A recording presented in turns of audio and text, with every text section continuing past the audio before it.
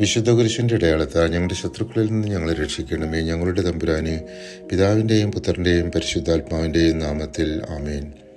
ദാവീദിൻ്റെ കാലത്ത് രണ്ട് പ്രധാന പുരോഹിതരായിരുന്നു സാദോക്കും അബിയാതറും. ആരോണിൻ്റെയും ഏലിയാസറിൻ്റെയും പിന്തലമുറക്കാരനായ സാദോക്ക് ദാവീദിൻ്റെ വിശ്വസ്തനായിരുന്നു. ഏലി പുരോഹിതൻ്റെ പിന്തുടർച്ചക്കാരനും അബിമേലെക്കിൻ്റെ പുത്രനുമായിരുന്നു അബിയാതാർ. അവൻ ദാവീദിനെ വിട്ട് അബ്സലോമിൻ്റെ കൂടെ കൂടിയിരുന്നു.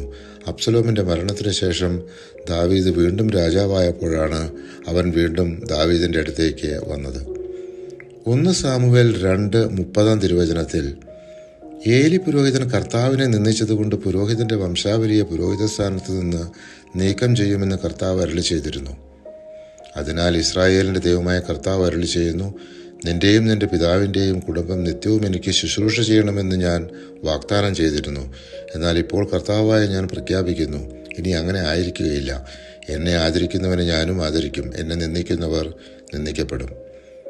1 സാമുവേൽ 2:35 സാദോക്കിനെ കുറിച്ച് പറയുന്നത് ഇപ്രകാരമാണ്: ഇത് നിനക്ക് അടയാളമായിരിക്കും. എനിക്ക് വേണ്ടി വിശ്വസ്തനായ ഒരു പുരോഹിതനെ ഞാൻ തിരഞ്ഞെടുക്കും. എൻ്റെ ഹൃദയാഭിലാഷമനുസരിച്ച് അവൻ പ്രവർത്തിക്കും. അവൻ്റെ കുടുംബം ഞാൻ നിലനിർത്തും. എൻ്റെ അഭിഷിക്തൻ്റെ സന്നിധിയിൽ അവൻ നിത്യവും ശുശ്രൂഷ ചെയ്യും. പ്രധാന പുരോഹിതൻ സാദോക്ക് വിശുദ്ധ കൂടാരത്തിൽ നിന്ന് തൈലം നിറച്ച കൊമ്പെടുത്ത് സോളമനെ അഭിഷേകം ചെയ്തു.